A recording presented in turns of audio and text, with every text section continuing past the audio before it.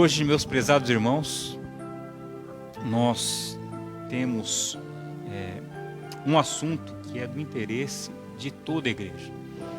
Eu acredito que os irmãos que estão aqui nesta noite são privilegiados, não por causa do pregador, mas pelo assunto que nós iremos abordar, porque nós temos acompanhado os acontecimentos geopolíticos e cremos que essa mensagem que nós vamos trazer hoje é de extrema urgência e de grande importância para a igreja.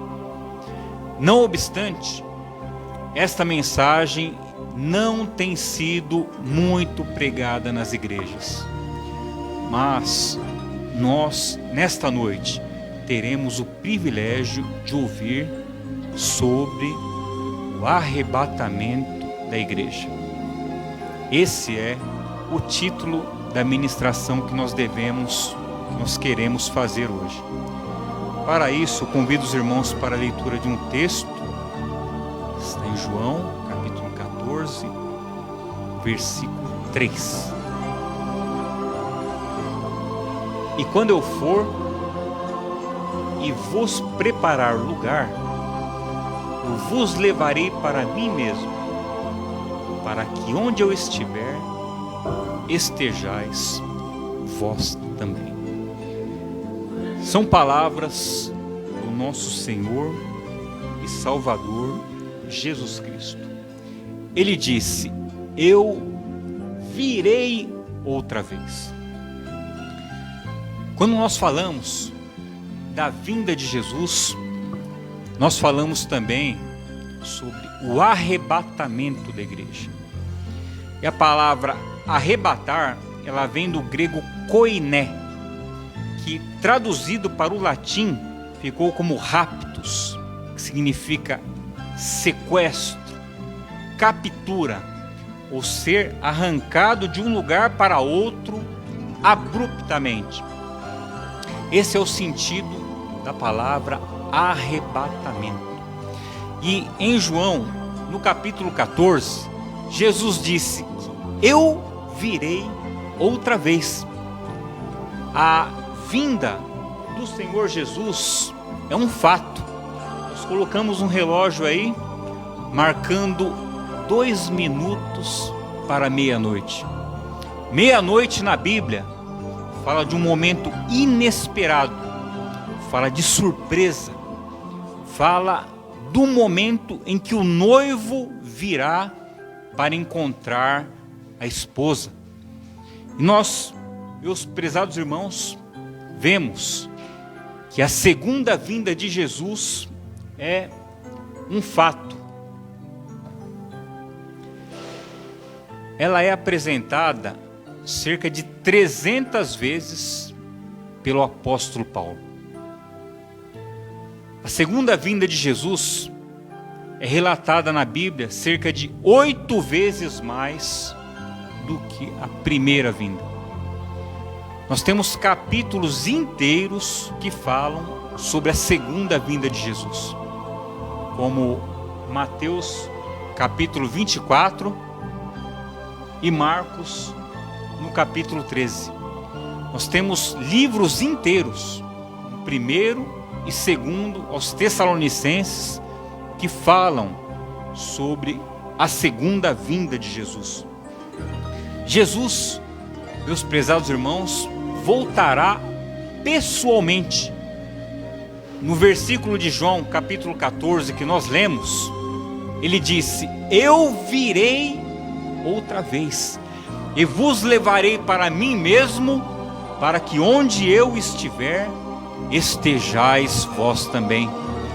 Em Hebreus, no capítulo 9, versículo 28, a Bíblia diz que o Senhor Jesus, tendo se oferecido uma vez para tirar o pecado de muitos, virá segunda vez sem pecado para os que o aguardam para a salvação. Então nós vemos aí que a segunda vinda de Jesus é um fato. E Jesus, enquanto estava neste mundo, ele ensinava e usava parábolas para expressar mais verdade para o ensino que ele queria transmitir. E uma de suas parábolas, que era uma história tirada da vida diária para ilustrar uma verdade espiritual, é a parábola das 10 virgens. Ele disse que o reino de Deus será semelhante a 10 virgens que tomaram as suas lâmpadas e saíram para o encontro do esposo. E 5 delas eram prudentes, e 5 eram loucas. E as prudentes tomaram azeite consigo na sua vasilha, mas as loucas não tomaram azeite. E tardando o noivo, tosquenejaram e adormeceram todas. Mas à meia-noite ouviu-se um clamor: aí vem o esposo, saí-lhe ao encontro. E aquelas virgens se levantaram, e as loucas disseram para as prudentes: dai-nos do vosso azeite, porque as nossas lâmpadas se apagam. E elas disseram: não seja o caso que falte a vós e a nós. Ide ao que vende e comprai para vós. E tendo elas saído, veio o noivo e a porta se fechou. Depois chegaram aquelas virgens e bateram na porta dizendo: Senhor, abre-nos. E ele disse: em verdade vos digo que eu não vos conheço. E Jesus conclui a parábola dizendo: acautelai-vos, porque não sabeis a que horas há de vir o Filho do Homem. Glória a Deus. Nessa parábola, o noivo é o Senhor Jesus. As virgens representam a igreja. E na igreja, metade eram prudentes e metade loucas ou imprudentes. E o que diferencia a virgem prudente da virgem louca? O que diferencia é o fato da prudente trazer azeite consigo na sua lâmpada. O azeite fala da presença do Espírito Santo. E uma trazia o Espírito Santo e a outra não trazia.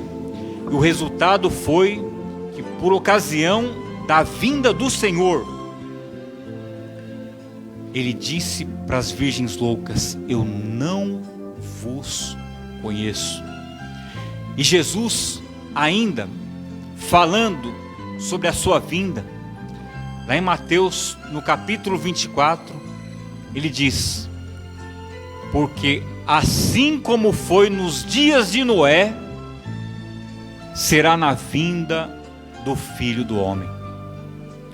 Porque nos dias anteriores ao dilúvio, as pessoas comiam e bebiam, casavam e davam-se em casamento, até o dia que Noé entrou na arca e ninguém o percebeu. Então veio o dilúvio e consumiu a todos. Os irmãos podem me perguntar: qual é o problema em comer e beber, casar e dar-se em casamento? Não há problema nenhum. Todos nós fazemos isso. Mas o que Jesus queria dizer é que na época de Noé só havia preocupações materiais. Ninguém estava preocupado com a salvação. Ninguém estava preocupado em fazer a vontade de Deus. As pessoas comiam e bebiam, casavam e davam-se em casamento. Isso mostra que na época de Noé, as pessoas também estavam distraídas. somente pensando nas coisas desta vida. Mas o Senhor Jesus, quando pregava, ele disse que nós devemos colocar as coisas espirituais em primeiro lugar na nossa vida. Ele disse: buscai primeiramente o reino de Deus e a sua justiça, e as demais coisas vos serão acrescentadas. Glória a Deus. Então, meus prezados irmãos, nós vemos que a vinda do Senhor Jesus é um fato. Mas a pergunta que não quer calar é: quando Jesus voltará para levar a sua igreja? William Miller, o fundador da Igreja Adventista, depois de um minucioso estudo bíblico, fez os cálculos e chegou à conclusão que Jesus deveria voltar em 21 de março de 1843. Houve ali nos Estados Unidos um grande movimento, e as pessoas venderam as suas propriedades, fizeram as pazes com os inimigos, colocaram a casa em ordem, que Jesus vai voltar. E no dia 21 de março de 1843, foram todos lá de branco para o alto da montanha, mas Jesus não voltou nessa data. E ali houve uma grande decepção, mas ele não desanimou. Ele disse: não, me perdoe, eu errei. Jesus não deveria voltar nessa data, mas a data correta é 21 de abril de 1844, marcou pela segunda vez. E ali de novo aquele grande movimento, as pessoas venderam tudo, mas Jesus não voltou. Mas ele não desanimou, ele marcou uma terceira data. Não é em abril, é em outubro, 22 de outubro de 1844 ele volta. E novamente Jesus não voltou. Depois, Charles Rousseau, fundador da Igreja Testemunhas de Jeová, marcou a volta de Jesus para 1911 e disse que neste ano haveria o fim do mundo. Como nós sabemos, o mundo continuou firme e constante. Por quê? Porque daquele dia e hora ninguém sabe, disse Jesus. Ele disse textualmente: mas daquele dia e hora ninguém sabe, nem os anjos, nem o Filho, mas unicamente o Pai. Se nós pudermos afirmar uma data certa em que Jesus não voltará, é a data que alguém marcou. Porque ele disse: o Filho do Homem virá na hora em que não penseis. Se a pessoa que marcou a data conhecesse esse versículo, ele jamais marcaria. Porque o Senhor não virá na hora em que nós estamos esperando. Mas como ele virá? Ele disse: eis que venho como um ladrão. Bem-aventurado aqueles que guardam as suas vestes, para que não esteja nu e não se vejam as suas vergonhas. Apocalipse, capítulo 16, versículo 15. Mas Pedro, ainda falando sobre a vinda de Jesus, ele disse: mas o Senhor virá como um ladrão de noite. Jesus não é um ladrão, mas ele vem como um ladrão. E quando o ladrão vem? ninguém está esperando. E o que o ladrão leva? Vocês já viram um ladrão levar pano de passar no chão? Jornal velho? Não. O ladrão procura coisas preciosas, que tiver de maior valor, é isso que ele vai tentar levar. De igual modo, o Senhor Jesus, quando voltar, ele vai levar aquilo que existe de maior valor neste mundo, um povo que ele comprou com o seu próprio sangue. Porque está escrito que não foi com ouro e nem com prata que nós fomos resgatados da nossa vã maneira de viver, mas com sangue precioso, como de um cordeiro imaculado e incontaminado. Glória a Deus. Glória a Deus. Paulo, meus prezados irmãos, disse que será num momento, num abrir e fechar de olhos. Vamos fazer um teste? Todos com os olhos bem abertos. Agora pisca. Jesus já voltou. Assim será. E tem um hino que diz: então se verá o Filho do Homem vindo sobre as nuvens com poder e glória. Então se verá o Filho do Homem vindo sobre as nuvens com poder e glória. Porque assim como o relâmpago que sai do oriente se mostra no ocidente, assim há de ser a vinda do Filho do Homem. Porque assim como o relâmpago que sai do oriente se mostra no ocidente, assim há de ser a vinda do Filho do Homem. Glória a Deus. Glória a Deus. Meus prezados irmãos, a própria Bíblia diz que assim como o relâmpago sai do oriente, vai até o ocidente, assim será a vinda do Filho do Homem. Foi Jesus que disse.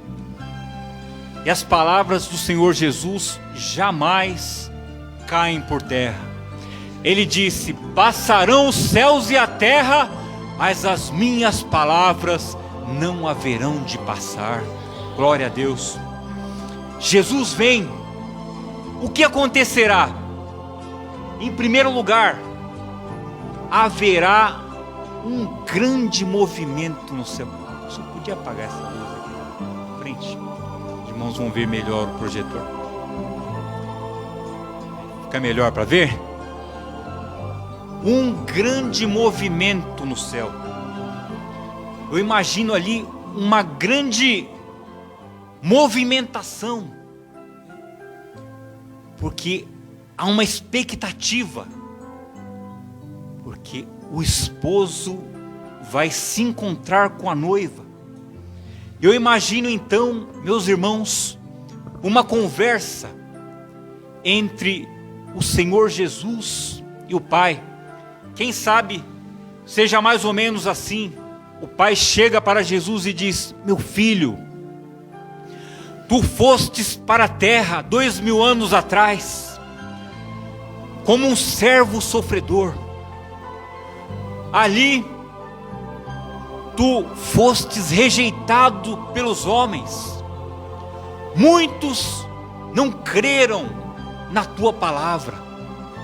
Eles colocaram uma coroa de espinho na tua cabeça, e tu fostes açoitado, fostes colocado naquela cruz, e morrestes pelo pecado, pelos pecados da humanidade. Sim, mas agora chegou a hora, meu filho. Vai, busca a tua noiva, busca aquela que é eleita, aquela pela qual tu morrestes. Então Jesus ali começa a se preparar para descer. Meus prezados irmãos, mas antes de Jesus descer, algo acontece no céu. Os anjos se preparam para acompanhar o Senhor Jesus. Os anjos têm acompanhado com muito cuidado e com muito interesse todos os assuntos que são referentes ou pertinentes à salvação do homem e à obra do Senhor Jesus. Os anjos, por exemplo, estiveram presentes antes de Jesus nascer. Quando Maria estava em sua casa, um anjo aparece para ela e diz: salve agraciada, o Senhor é convosco, bendita és tu entre as mulheres, eis que em teu ventre conceberás e darás à luz a um filho, e ponha nele o nome de Jesus, porque ele salvará seu povo dos seus pecados. Glória a Deus. E quando Jesus nasceu, meus prezados irmãos, diz a Bíblia que ele estava na manjedoura, mas que nos campos haviam pastores que guardavam o rebanho durante a vigília da noite. Então, anjos se apresentam para os pastores. E diz a Bíblia que a glória de Deus iluminou todo lugar que estava escuro. E eles tiveram medo. Mas o anjo disse: não temas, porque eu vos trago boas novas, que será de grande alegria para todo o povo. Porque hoje, na cidade de Davi, vos nasceu Cristo, o Senhor. E naquela mesma hora, um coral de anjo se coloca diante do céu e começam a cantar aquele cântico maravilhoso: glória a Deus nas alturas, paz na terra, boa vontade para com os homens. Sim, os anjos estiveram presentes no nascimento de Jesus. Depois que Jesus nasceu, eles cantaram aquele cântico glorioso. Mas eles estiveram presentes também no momento da tentação do Senhor Jesus. Porque Jesus jejuou 40 dias e depois foi levado pelo Espírito para ser tentado pelo diabo no deserto. E depois de ter vencido o diabo, diz a Bíblia, desceram anjos e os serviram. Mas ainda, os anjos estiveram presentes no momento em que ele estava no Getsemane. Jesus ali, meus prezados irmãos, vendo que a morte se aproximava, ele começou a sentir uma angústia muito grande. Ele começou a orar ao Pai. E a oração dele era essa: Pai, se possível, passa de mim este cálice, sem que eu beba. E houve silêncio no céu. E Jesus orou pela segunda vez: Pai, passa de mim este cálice, sem que eu beba. Contudo, não se faça a minha vontade, mas a tua. E a oração de Jesus começou a ficar tão intensa, mas tão intensa, que ele começou a suar. E o seu suor se transformou em grandes gotas de sangue que corriam até o chão. E houve silêncio no céu. E naquele silêncio, o Pai estava dizendo: não é possível atender a tua oração, meu filho. É necessário que tu bebas o cálice do pecado, o cálice da minha ira, porque da tua salvação depende a redenção de toda a humanidade. Porque sem derramamento de sangue não há remissão de pecados. Glória a Deus. E ali então, naquele momento de grande angústia, anjos descem do céu e consolam o Senhor Jesus. Então, meus prezados irmãos, nós vemos que os anjos têm uma participação muito grande na vida do Senhor. Eles então se preparam para voltar com Jesus. E foi o Senhor Jesus mesmo quem disse que o Filho do Homem virá na glória de seu Pai com seus santos anjos, e então retribuirá a cada um segundo as suas obras. Isso está registrado em Mateus capítulo 16, versículo 27. Mas não somente os anjos, meus irmãos, o Espírito Santo também se prepara para agir. Por isso eu disse que começa a ter um grande movimento no céu, antes que Jesus desça para encontrar a sua igreja. É bem verdade, meus irmãos, que o Espírito Santo atuou junto com o Pai no momento da criação do mundo.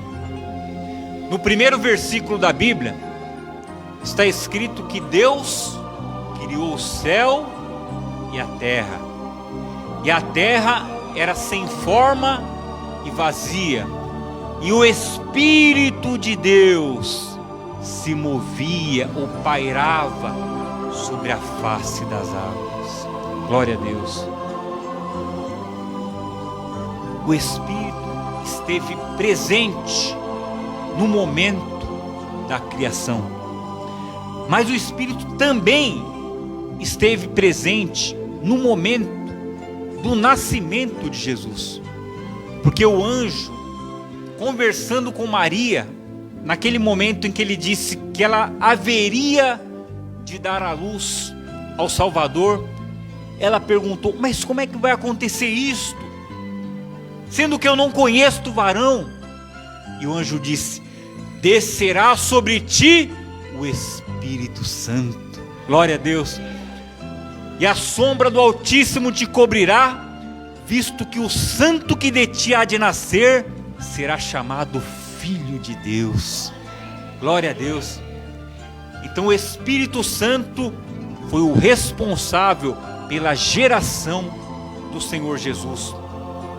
Mas o Espírito ainda se manifestou na vida dele no momento do batismo.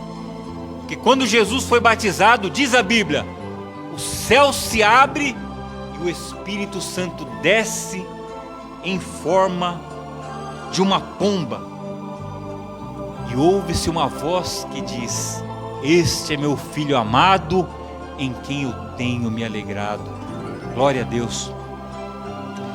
Mas, meus irmãos, ainda falta uma coisa para a igreja ser arrebatada. O que é? Vamos ver? Paulo, escrevendo aos Coríntios, diz: será no momento, num abrir e fechar de olhos, ante a última trombeta, porque a trombeta soará, e os mortos ressuscitarão incorruptíveis, e nós seremos transformados. Glória a Deus. O que está faltando para Jesus voltar? A trombeta soará. Glória a Deus. Meus prezados irmãos,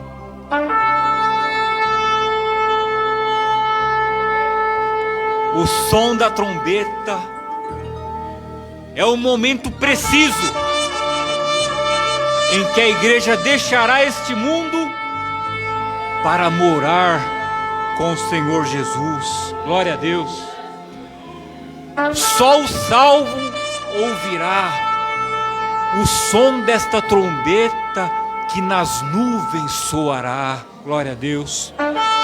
E da terra os levará, e de toda a aflição jamais se lembrará. Glória a Deus. O som da trombeta é só para os salvos, para aqueles que aceitaram o amor da verdade para se salvar. Glória a Deus. Glória a Jesus. Glória a Deus.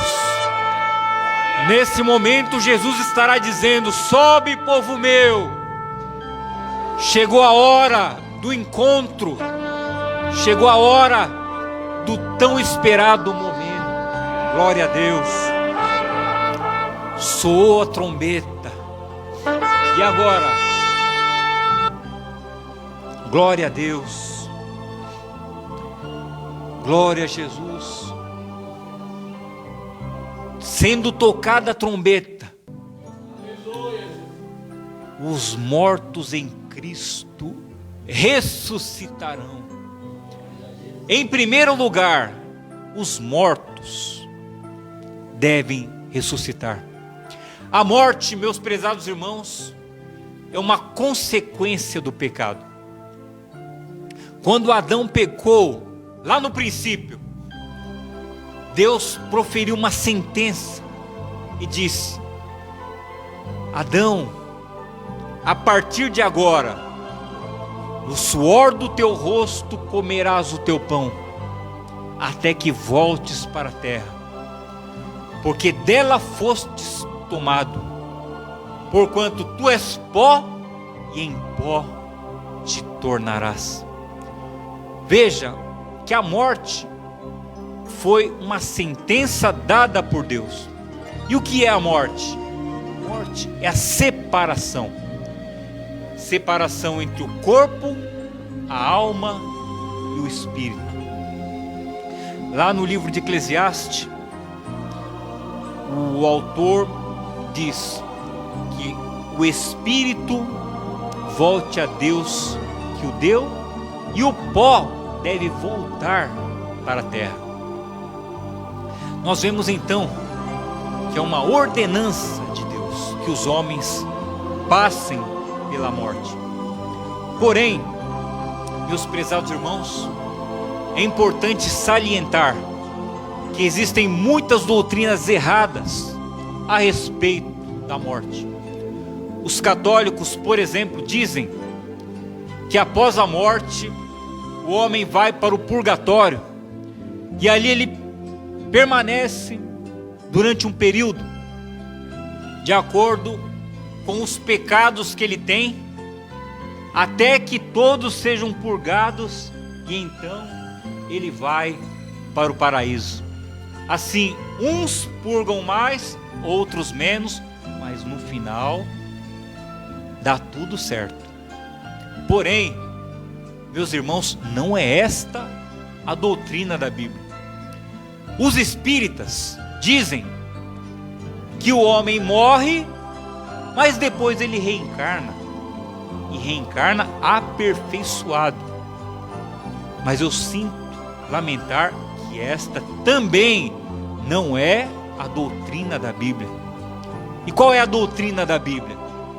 A Bíblia diz, em Hebreus capítulo 9, no versículo 27, que aos homens está ordenado morrer uma só vez, vindo depois disto o juízo. Quem morre não pode voltar. Lá no livro de Salmos, no capítulo 9, a Bíblia diz que os ímpios serão lançados no inferno e todas as nações que se esquecem de Deus. Meus prezados irmãos, nós falamos com base na Bíblia. Quando o homem morre, ele tem dois destinos. Dois. Não existe um outro destino, biblicamente falando. Ou ele vai para o paraíso, ou ele vai para um lugar de tormento. Não tem um outro. Nós vemos isso na parábola entre o rico e Lázaro, que está lá em Lucas, no capítulo 16. Diz a Bíblia que havia um homem muito rico. Ele vivia regalada esplendidamente. Vestia-se de púrpura e de linho finíssimo, e havia também um mendigo que vivia à porta daquele chamado Lázaro. E morreu o rico. E diz a Bíblia que Lázaro, cujos cachorros vinham lamber-lhe as chagas, também morreu. Mas o rico foi lançado no inferno, e Lázaro estava no seio de Abraão, que é uma figura de Deus. E o rico, vendo Lázaro de longe, clamou dizendo: Pai Abraão, permita que Lázaro molhe na água a ponta do seu dedo e venha aqui me refrescar a língua, porque eu estou atormentado nestas chamas. E Abraão disse: meu filho, não é possível. Quem está aqui não pode passar para lá, e quem está lá não pode passar para cá, porque existe um grande abismo entre nós e vós. Pai Abraão, então permita que Lázaro volte para a terra, para pregar para os meus irmãos, porque eu não quero que eles venham para este lugar de tormento. E Abraão disse: não, lá na terra eles têm Moisés e os profetas, ouçam-nos. Então nós vemos, meus prezados irmãos, por esta parábola, que hoje neste mundo tem os pregadores, as pessoas que falam a palavra de Deus sem distorcê-las. Tem os profetas. Quem der ouvidos será salvo. Lá na Bíblia, no livro de Isaías, a palavra de Deus nos diz: olhai para mim e sereis salvos, vós todos os confins da terra, porque eu sou Deus e não há outro. Glória a Deus. Então nós vemos, meus prezados irmãos, que duas pessoas morreram. Uma foi para um lugar de descanso e a outra para o lugar de tormento. Mas ainda não é o descanso pleno, o descanso completo. E quem vai para o lugar de tormento também não está no tormento completo. Por quê?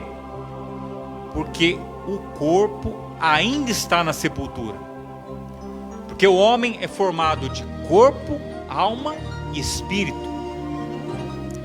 Mas por ocasião do arrebatamento da igreja, o corpo vai se unir ao espírito, e então ele vai ser transformado para o encontro com o Senhor nos ares. Aí sim nós veremos a glória completa, que será corpo, alma e espírito transformados para o encontro do Senhor nos ares. Mas alguém pode perguntar: e aquelas pessoas que foram para o inferno, para o lugar de tormento? Esses continuam lá até o final do milênio, quando haverá o julgamento do grande trono branco. E aí estes serão julgados e serão lançados no inferno chamado Geena. E ali a Bíblia diz que o fogo não se apaga e o bicho nunca morre. Mas para os salvos haverá a glória eterna para sempre. Então nós vemos, meus prezados irmãos, que os mortos ressuscitarão primeiro. E depois, os que estivermos vivos seremos transformados. Paulo, naquele versículo que nós citamos, diz que será num momento, no abrir e fechar de olhos, ante o soar da última trombeta, os mortos ressuscitarão primeiro e depois nós seremos transformados. Glória a Deus. Oh, que dia maravilhoso será aquele em que nós deixaremos este mundo, meus prezados irmãos, para um encontro do Senhor nos ares. E Jesus, falando sobre este assunto, ele disse: 2 estarão no campo, um será tomado e o outro será deixado. 2 estarão no moinho, uma será tomada e outra será deixada. 2 estarão numa cama, um será tomado e outro será deixado. Considerai isto: se o pai de família soubesse a que vigília da noite haveria de vir o ladrão, ele vigiaria e não deixaria que a casa fosse roubada. Assim também vós estáis apercebidos, porque o Filho do Homem há de vir na hora em que não penseis. Glória a Deus, glória a Jesus. E para quem Jesus vai voltar? Ele vai voltar para os puros de coração. Lá no Sermão da Montanha ele diz: bem-aventurados os puros de coração, porque eles verão a Deus. Glória a Deus. Ele vai voltar para aqueles que se santificaram, ou seja, se separaram do mundo para fazer a obra de Deus e para adorar ao Senhor nosso Deus. Glória a Deus. Meus prezados irmãos, nós já estamos terminando, mas deixe-me fazer uma ilustração. Na Bíblia, de todas as histórias que nós encontramos, eu acredito que a que melhor ilustra ou figura o arrebatamento da igreja é a história de Rebeca e Isaac. Diz a Bíblia que Abraão era velho. Ele havia gerado Isaac já na sua velhice, tendo mais de 100 anos. E ele então chama o seu servo Eliezer, o seu mordomo, que tomava conta de tudo que Abraão tinha, porque Abraão era muito rico. Ele chama Eliezer e diz: Eliezer, você vai fazer um juramento agora aqui. Você vai jurar que você não vai pegar para o meu filho uma mulher cananeia da terra onde nós habitamos, porque esse povo não crê em Deus. Você vai lá para a minha parentela, lá na Mesopotâmia, e entre os meus parentes, você vai pegar uma mulher de lá para o meu filho. Mas Senhor, e se eu for, e eles recusarem a mulher, deixar a mulher vir comigo? Mas e se eles permitirem, mas a mulher não quiser vir? Então você está livre. Mas o anjo do Senhor será contigo. Glória a Deus. Então ele partiu com uma comitiva de 10 camelos, mais servos. E quando ele estava chegando na cidade, meus prezados irmãos, Eliezer orou a Deus. Ele se coloca de joelho e diz: Senhor, me dá um bom encontro. Senhor, eu quero fazer um propósito. Eu vou chegar na cidade e vou pedir para uma moça para que ela me dê água. Mas a moça que der água para mim e para os camelos, seja esta a tua escolhida. E diz que Eliezer estava acabando de orar e aparece então Rebeca. E ela oferece água para Eliezer. E diz: depois de você, eu vou dar água também para os camelos. E Eliezer ali começa a observar, maravilhado, porque ele acabou de orar e Deus já tinha ouvido a sua oração. E ele disse: de quem és filha? E ela diz, e para encurtar a história, meus prezados irmãos, a família de Rebeca permite que ela parta para a cidade de Eliezer. Veja que essa era uma tarefa impossível. Como uma moça vai partir para uma terra distante para encontrar um noivo que ela não conhece com um homem que ela também não conhece? Porém, meus prezados irmãos, tudo isso era o mover de Deus na vida de Rebeca. Então, eles partem de volta. Ela sobe no camelo com as suas criadas e começam aquela longa viagem pelo deserto. E diz a Bíblia que Isaac estava indo para o campo no período da tarde para orar. Mas quando ele estava no campo, ele levanta os olhos para cima e vê uma comitiva de camelos chegando. E ao mesmo tempo, Rebeca, que estava no camelo, desce e pergunta para Eliezer: quem é aquele? Aquele é o meu senhor. E Rebeca então se cobre com o véu. E o encontro vai acontecer. Então Isaac encontra Rebeca. E diz a Bíblia que ele o levou para a sua tenda.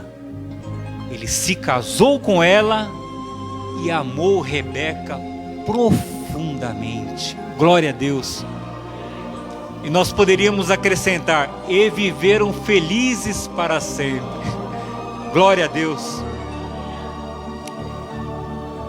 E nós podemos ver um paralelo entre a igreja e o encontro entre Rebeca e Isaac. O primeiro, a eleição e a predestinação. Da mesma forma que Deus escolheu Rebeca para continuar a linhagem de Abraão, da qual deveria nascer o Senhor Jesus, Ele também elegeu e predestinou a igreja, diz Efésios, desde antes da fundação do mundo. Glória a Deus. Nós somos eleitos para habitar e para morar com o Senhor Jesus. O segundo paralelo que eu vejo na história de Isaac e Rebeca é que nessa história existe uma união espiritual e uma união de amor. De igual modo, a igreja está unida ao Senhor Jesus por laços de amor eterno. E o Senhor Jesus está dizendo para nós nesta noite: eu conheço as minhas ovelhas e ninguém as arrebatará das minhas mãos. Glória a Deus, glória a Deus. Mas a história de Isaac e Rebeca é ainda um ato de redenção. Porque Rebeca, meus amados irmãos, foi tirada da sua parentela e da casa dos seus pais. Ela foi tirada para encontrar um noivo que ela não conhecia. Ela foi tirada para uma terra que ela não conhecia. De igual modo, a igreja foi tirada do mundo para servir ao Senhor Jesus. Ela foi redimida, mas finalmente ela será arrebatada para o Senhor nas nuvens, para ter um encontro com o Senhor nos ares. Glória a Deus, glória a Deus, glória a Jesus. Nessa história, meus amados irmãos, Abraão é uma figura de Deus, Isaac é o Senhor Jesus, Rebeca é a igreja e Eliezer é o Espírito Santo. Está para ver o encontro onde ocorrerá o casamento. E ali, quando Rebeca casar com Isaac, ou a igreja com Cristo, nós sairemos deste mundo e estaremos com Ele para sempre. Glória a Deus. Diante de tudo o que nós dissemos aqui, qual é a sua decisão? Jesus disse: eu virei outra vez e vos levarei para mim mesmo, para que onde eu estiver, estejais vós também. Jesus quer te salvar. Eu me lembro de uma passagem na Bíblia, meus amados irmãos, em que Jesus estava vindo com uma multidão, mas de repente ele encontra uma outra multidão. Porém, a multidão que seguia Jesus era uma multidão alegre, triunfante, vibrante. E a outra multidão estava acompanhando o enterro do filho da viúva de Naim. Era uma multidão triste, cabisbaixa e sem esperança. E Jesus então encontra aquele esquife, toca nele e diz: menino, levanta-te. E o defunto se levantou, e a alegria foi grande, principalmente da sua mãe. Mas eu te pergunto nesta noite, qual das duas multidões você está seguindo? Você segue a multidão que vem com Cristo? A multidão triunfante? A multidão que tem certeza da salvação? A multidão que acredita que se fechar os olhos hoje, amanhã ele abre os olhos com o Senhor lá na glória? Ou você segue aquela multidão que está triste, sem esperança, como dizem aí na gíria, sem eira e nem beira, sem leme, como um barco sem leme que não sabe para onde ir? Mas se você está junto com esta multidão, o Senhor Jesus está te convidando para te dar certeza de salvação. Lá em Deuteronômio, no capítulo 19, a Bíblia diz: eis que ponho diante de vós a vida e a morte, a bênção e a maldição. Escolhe, pois, a vida. Meus irmãos, essa vida é tão passageira. Hoje nós estamos aqui, mas amanhã nós não sabemos. Quando eu era coordenador da equipe de evangelismo ali na Assembleia de Deus da Vila Miriam, nós fizemos uma visita para uma senhora. E essa senhora morava aqui do lado do Mercado Violeta, bem naquela rua, ao lado. E nós oramos por ela. Nós pregamos como nós estamos pregando aqui nesta noite. E nós fizemos um apelo. Nós perguntamos: você gostaria de aceitar Jesus nessa tarde? E a mulher deu um sorriso e disse: eu quero Jesus. E nós oramos por ela. E ela ficou ali muito feliz. E nós então, meus irmãos, voltamos felizes, fomos para o culto naquela noite. E na outra semana, nós decidimos voltar lá. Vamos visitar aquela irmã de novo. Batemos na porta. Fulana de tal está? Não. Ela faleceu.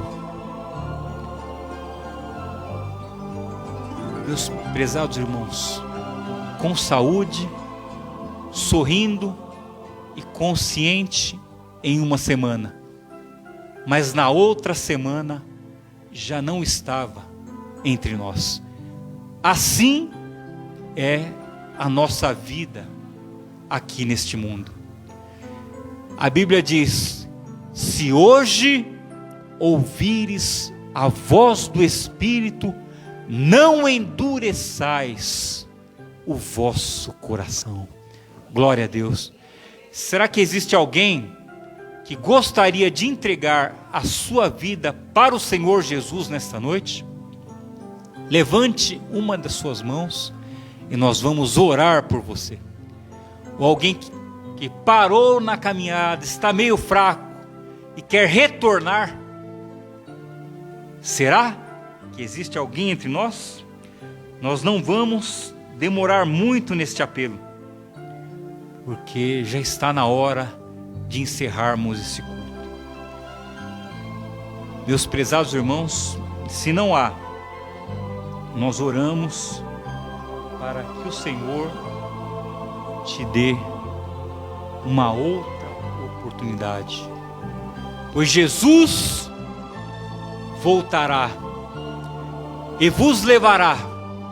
Disse ele: eu vos levarei para mim mesmo, para que onde eu estiver, estejais vós também. Glória a Deus. Glória a Jesus. Deus abençoe os irmãos. Que os irmãos possam guardar essa mensagem. Jesus virá. Glória a Deus.